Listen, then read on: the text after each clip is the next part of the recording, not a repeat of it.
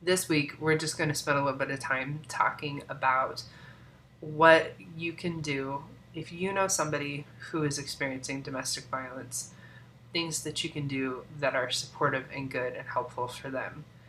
That was something a couple of weeks ago when I interviewed Tracey that she mentioned wishing that she knew more, was how, as somebody who isn't a victim themselves, how they can be helpful.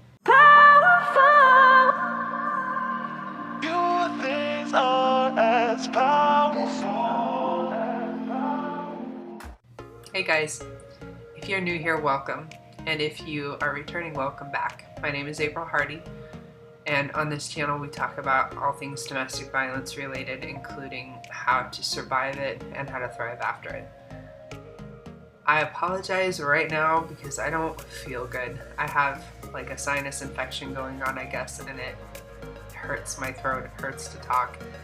So I was kind of trying to put this video off so that I could make it when I was feeling a little bit better, but I'm not there yet, and I want to do something every week. So thank you for putting up with me if you continue to watch this video. If not, maybe I'll redo it later at some point when I'm feeling better. So I did research and found a huge list of what you can do and what isn't a good idea to do and how you can help keep them safe. But I think we would spend way too much time going through all of that in one video, and I don't honestly think that my throat can keep up with it anyway. So we're gonna go through good things that you can do, and then next week we'll carry on with what I would avoid doing and how to help keep them safe. So number one, most important thing that you can do if you know somebody, whether they're close to you or not, who you believe is experiencing domestic violence, is listen to them. The way that domestic violence works, most of them either have been isolated from the people that they can talk to and trust, or they're in a process of being isolated. If they're still, like, they work with you, for example, they haven't isolated them from being able to work at this point, but that may be a step in the future. That's the one that I hear the most, I think, like, because you don't know the people that you work with super well. Like, it's different if it's your sister or your best friend that's going through it, but if it's just somebody that you work with, it's easier to look the other way because you don't really know them. You don't feel like it's okay for you to trample their boundaries, their personal space, whatever, to push the issue, and so most people just don't. But this makes that really easy because I'm not asking you to talk to them, I'm asking you to listen. And at first, they probably aren't going to tell you every bit of their story, but if you listen, and you listen with the little stuff, and you build that rapport, they might. Or they might tell you everything right up front. I have one of those personalities that people just talk to me, and I will learn their whole life story in the first hour of meeting them. And that's cool too. Like, people are different, but listen. Don't comment, don't judge, just hear them. Listen and try to hear them. Number two, believe what they say. One of the most irritating parts that came out, or things that came out during the Me Too movement, when that was really strong a couple years ago, was people firing back with the idea of all of these false accusations.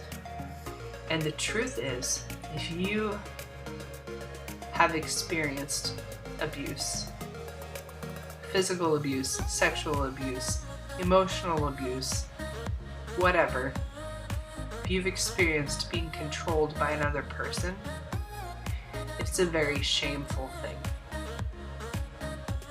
And that doesn't matter if you got hit one time or if you've been being beaten for 15 years. If you've been raped one time or touched one time, or if you've experienced it for a long time, it's shameful. Like, we take that in as it's a reflection of who we are, instead of it's a reflection of who they are, which is definitely a soapbox that I'm not going to get on right now. But the chances of anybody saying that something happened when it didn't is much, much more rare than somebody saying something truthfully. Because when you're actually a victim, it takes a lot to get to the point where you're willing to say something. A couple of weeks ago, I did a video on Aaliyah Terry, and I talked about how the police were called to her address 19 times that year, and how I have experienced abusive relationships for the majority of my life, at least half of my life. And I called the police when I was afraid on one of my abusers one time, until we were dealing with stalking situations when they weren't with me, and that's another story. But when they were with me one time, because speaking out and letting people into your situation is extremely shameful, and it's scary, and you don't know who you can trust. And what if they go to that abuser? Holy cow, that could destroy your world, and you could die. It is literally a life or death fear if it would get back to them. There's so many risks that they take in speaking out. So just listen and let them feel heard, and let them know that you believe what they're saying. That is the biggest thing that you can do for them as a person. Treat them like they're a person, and like you believe them. You may or may not have ever met their abuser, okay? But that does not mean that you have seen these things and you believe them from that standpoint. You are saying, I hear what you're saying, and I believe that it's possible. I believe that it's happening, regardless of what I have seen or heard, because abusers usually are very good at being manipulative and charming, and whatever facade they want you to know, you don't know them unless they want you to know them, what they really are. They have personas that they will put out, and that may or may not have anything near what they actually are. So what you have seen and experienced of this abuser is irrelevant. What the victim is telling you, you need to consider that truth. And listen. And let them feel like a validated human. It's okay to have these emotions. It's okay to not know what to do with themselves. Number 3, take the abuse seriously. You don't know what kind of danger she's in. Number 4, respectfully, empathetically try to help her recognize the abuse and how it might be affecting her. Sometimes people don't realize that what is happening to them is abuse. Sometimes they do. If you're getting beat in the face by your significant other, it's pretty obvious that that's abuse. If they're giving you an allowance and they don't allow you access to any other money, that's a little more difficult. Or if they second guess everything that you ever do and make you second guess yourself constantly, that's abuse. But it's not as easy to identify. So if they don't recognize that what they're going through is abuse, then it might be helpful for you to help them see that. But help them see that from a respectful, empathetic standpoint, not a holier than thou, I know this, you should know this, what's wrong with you, stupid standpoint. You can tell her that you think she's brave for enduring where she's at, where she's been. You know, make her feel stronger, because she is. It takes so much that people who haven't been abused don't understand. It takes so much fortitude and strength and patience and endurance to get through an abusive relationship.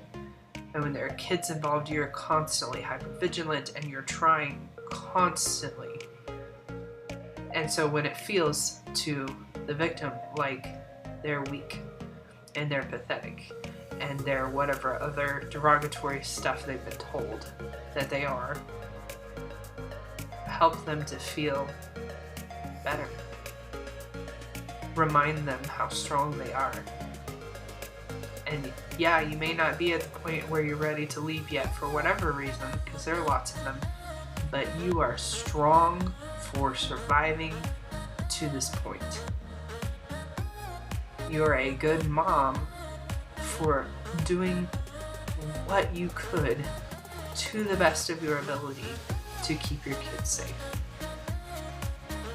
Let her know that you don't judge her for her situation, because she's going to fear that tremendously. I guarantee her abuser judges her all the time, and she judges herself all the time, and she definitely has the impression that anybody that she tells is going to judge her, and it's scary. And that is one of many factors of why women don't reach out, and why abuse victims don't reach out, because it's even more scary for male abuse victims than it is for females. So let them know that you are not going to judge them, and then don't judge them. You're not going to understand everything about the way that they feel, or why they respond the way that they respond, or what actions they take, and that's okay. You need to give yourself the leeway to not understand and to still be there. Be the friend, be the confidant, be the person that is stable and trustworthy in their life. Even if you don't understand or agree with everything that they're doing, understand that they are doing everything that they can to be as good as possible in their situation with what they know and with what they have. That's true for everybody in all of these abuse situations. And what they have, what they know, where they are, what resources they have available to them, etc. Those things differ, but they are doing the best that they can with what they have and what they know and where they are. And if you want to affect change, show them other resources, introduce them to other resources that they might not know about, help build confidence in them as a person, because they are going to have been convinced that they can't make decisions, they can't think for themselves, they don't know what they're doing, they're incapable. So you can build into them in those ways, and that will change the decisions that they make, but don't judge them for the decisions that they make in and of themselves. That's not your role. As much as you might want to, if you're close to this person, if it's a sister or a best friend or something like that, it can be so frustrating because you can see what they don't see. And you're like, just... But if you come at them that way, then the likelihood is they're going to close themselves off to you, and that might put them in more danger. If you were their person, if you were the one they talk to, and they stop, it's not a place you want to go. So, not judgmental, even if it's hard. And if they irritate you, go tell somebody else that they irritate you. Vent to somebody else, but don't do it to the abuse victim. Don't tell them that you disagree. Encourage them, educate them, support them, listen to them, believe them. Best things you can do. You can talk to her about you being afraid for her safety and what types of things she can do to be safer if she doesn't have a safety plan in place. And I would definitely ask, you can ask, do you have a safety plan? And if not, recommend that she gets one, that she creates one, and you can help her to formulate one if you have that ability. You can get a hold of me, email me at staff@aprilhardy.com, and I will get you a couple of different varieties of safety plans that she can fill out that will help. Like when you know what you're gonna do in this situation or that situation, when those situations happen, you can deal with it. When I go to the grocery store, if I am trying to be on the ball, I'll make a list of groceries that I need, and then inevitably I will forget my list in the car because I'm distracted by whatever. But the simple fact that I made that list, I will recall more, and I will get most of, if not all of, the things on my list because I went through that mental process of writing that stuff down, thinking that stuff through, and it will be the same thing with a safety plan. In those moments when they really need that safety plan, when crisis hits and adrenaline is flowing and logical reasoning is not happening so much, having thought through that stuff ahead of time and having a paper, if that's possible, if it doesn't put them in more danger, that is vital. However, if you guys make a safety plan that is on paper, make sure that you warn them about the other person finding it. It needs to be somewhere where they can't find it, where they're not going to find it, or that may put them in more danger. So be aware of that. I have now lost the count. I'll put numbers in the video so that you can see them. I'm not sure what number we're on at this point. Respect her right to make her own decisions. You don't have to agree with them. We already talked about that, but just to reiterate, she's her own person. And the thing is, as far as intuition and hypervigilance and stuff like that, her mind is in survival mode all the time. And she is going to take into account things that she can't even articulate to you. She may not even understand why she knows what she knows. I know when he comes home in this mood, I know when he sets his bag here, I know when he shuts the car door like this, whatever. These are triggers that she knows, and then she knows this is going to happen, I need to do this. That's just an example. There's all kinds of things like that that she knows, or he, if it's a male victim, that you don't as an outsider know. And they're going to respond based on those things. And you don't have to know those things. You're not gonna, it's not possible, because you're not in that relationship. So there are gonna be things that you don't understand. That's okay, you don't have to understand them. But respect the fact that they're making decisions that they need to, as best as they can. And you guys, sometimes people make really irritating decisions. Statistically, an abuse victim will go back to their abuser 7 times before they leave them for good. The first time, couple times maybe, families tend to be supportive. 4 times down the line, families are getting really irritated. Why does she keep going back? Obviously we know how this is going to go. Why? I don't understand. I had that happen recently with a family that I was trying to work with where she left. She needed to leave. I think she was near death in her relationship. But she left, went and stayed with family. The family loves her. They went and got her. They love her. They want better for her, but they don't understand abuse dynamics at all. Not domestic violence abuse dynamics. They don't understand it at all. And they made it worse. They didn't understand triggers. They didn't understand what she needed. They didn't understand the dynamics of what she had been through.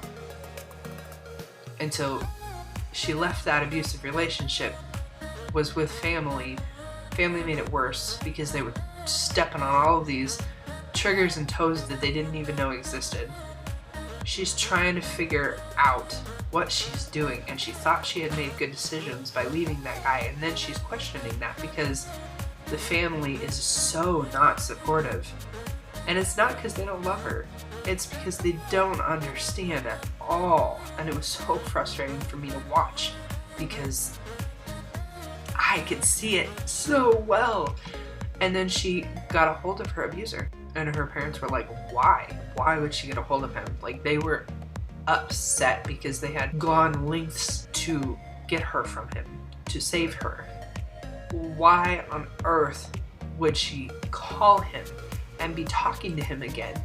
And I'm like, you need to understand that in the dynamics of the domestic violence situation, They isolate everybody else out of their life at some point or another eventually. And they are the villain, right? They are terrible sometimes, but they are also the hero. They destroy them emotionally, and then they build them back up, and then they destroy them again. And so for however many years this person has been with that person, yes, they have been terrible to them, but they were also the emotional hero, the only one that this victim was allowed for years. So when they leave the situation, they come back, they're fighting, they're trying to start a new life. And emotionally, things are so not what they wanted them to be yet. Because it's a process. But the natural thing for this victim to do is to contact the person who has been her emotional hero for years. Because when nobody else was there, he was there. Never mind that he's the reason why nobody else was there. That's irrelevant when she's in crisis mode. When she's in crisis mode, she just knows that this is the person that has made her feel better when things were bad before. You don't have to understand, but understanding helps. So that's why we're doing these videos. Maintain regular contact with her if you can. It's like keeping the finger on the pulse of the situation. That's how you're gonna know. I even do that with, not contact, but I maintain channels of awareness of some of my abusers from the past for the same reason, to keep the finger on the pulse for my safety. So different, but similar. You can help her understand that the abuse is not her fault and that she doesn't deserve it.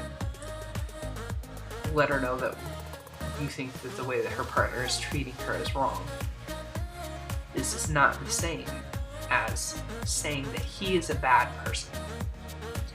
This is talking about the behavior, not the person.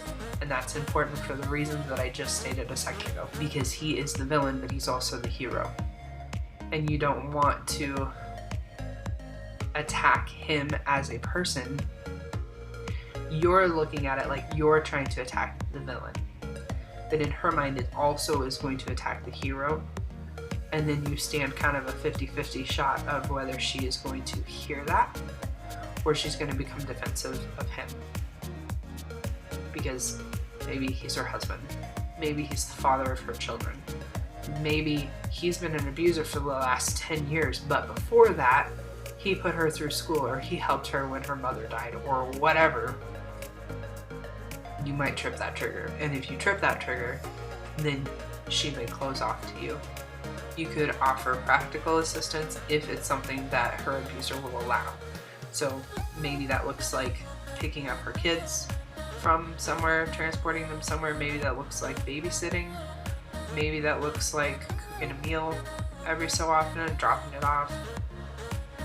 But depending on the power and control dynamics in the relationship, that may or may not work, but it's worth an offer, right? And they are welcome to turn it down. Also, something to consider.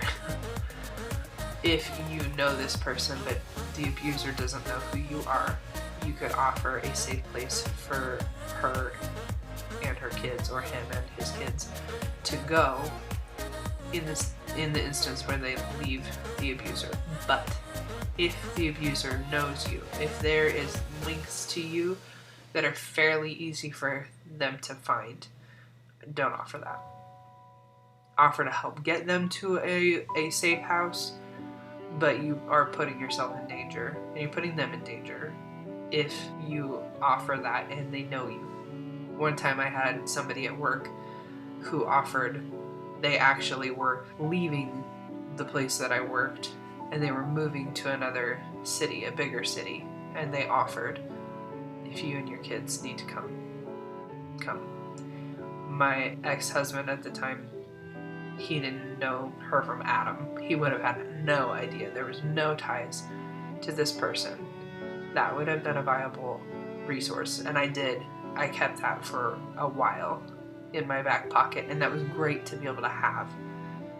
I have had one who offered and then recanted when I needed it, and that sucked. But they were like, I gotta look out for my wife, and what might happen when I'm not around. And it's legitimate, because even though there wouldn't have been ties that they would have necessarily known, I mean, if they found me and they followed me, there's still risk, there's still danger, so something to keep in mind. You can investigate protection orders or restraining orders or domestic violence orders. They have different names, but you can investigate what those are like where you live, what they require, what they do, and maybe tell that information to this victim. Protection orders are one of those things that they have their place, but their primary objective is to make it easier to try things in court. So while to somebody from the outside that might sound like it's some good thing from a legal perspective, the reality is, for people in these situations, that we know that a piece of paper does not necessarily do it jack diddly squat. And sometimes it causes problems because it infuriates them that you've taken that attempt at gaining some control back in your life. So it actually can be worse. So get the information, that's great. Give the information to them, that's also great. And then let them do with it what they choose. My recommendation is, as far as protection orders goes, if they are concerned about the law for whatever reason, then it might do some good. Sometimes they actually care about following the law in general, and they just have a twisted idea of home life. Sometimes they care about the law because they're on probation or parole or something like that, and if they break the law in this way, it counts against them for bigger things. That might be enough. But if they are one of those personalities, and I think an awful lot of abusers are, where they could care less about the law, they don't feel like the law applies to them. They're smarter than everybody, and they're cooler than everybody, and the law does not apply to them. A piece of paper saying that they're not allowed to touch you or be near you is not going to do any good. And so I have in the past gone to the police and said, okay, didn't get a protection order. The whole point of a protection order is so that if I show up dead, you guys know who to investigate. So I'm telling you, for the record, this is my experience with this person. If I show up dead, this is your person of interest. And that might be a good thing for them to do too. I recently had somebody send me an audio recording doing that because they're in that situation, and they decided that I was somebody that they could trust with that information, so that if they show up dead, I can turn it in.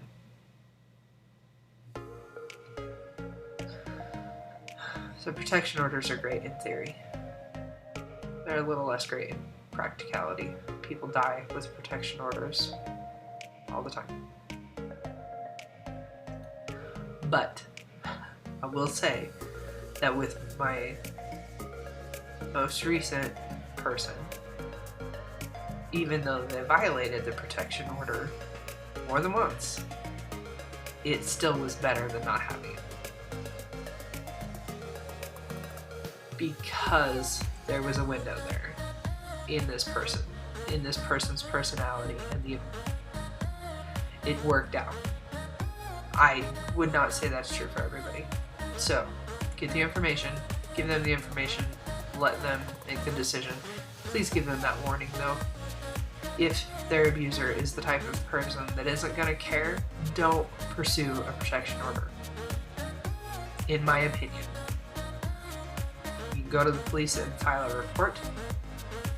You definitely should still do a safety plan, but there are definitely abusers who filing a protection order all that does is incites violence and often murder. Other things, my throat is about done. You can let them know about services that are available. And let them know, because a lot of people don't know, that if they reach out for services and they talk to somebody, those people are not going to make them leave their significant other. They're not even going to push necessarily, or they shouldn't be. Maybe that person's having a day or whatever, but they should not be pushing. They should be giving information. The same rules that I am trying to explain to you apply to those people in the crisis organizations and stuff like that. There are things that you should say and things that you should not say. But a lot of times victims don't reach out because they just assume that if they reach out and they say, hey, I'm being abused, the person on the other end of the phone is going to go, well, then you need to leave. And the reality is that the people that understand aren't going to jump to that conclusion. Do I think personally that they need to leave eventually? Yeah. I think that's in their best interest. But that doesn't mean that right now is their best interest at all. I would need to know a whole lot more about their situation and stuff before I would even go there. But you can be helpful in breaking down that barrier so that they will seek help by explaining to them that they are not going to be required to leave, or even the assumption made that they should leave. All they're doing is getting information and finding out what resources are available. And in part for their safety planning, that's super important because they need to know, what resources do I have access to? Is there a hidden shelter here locally? Is there transportation to a hidden shelter not locally? You know, what are the requirements for the shelter?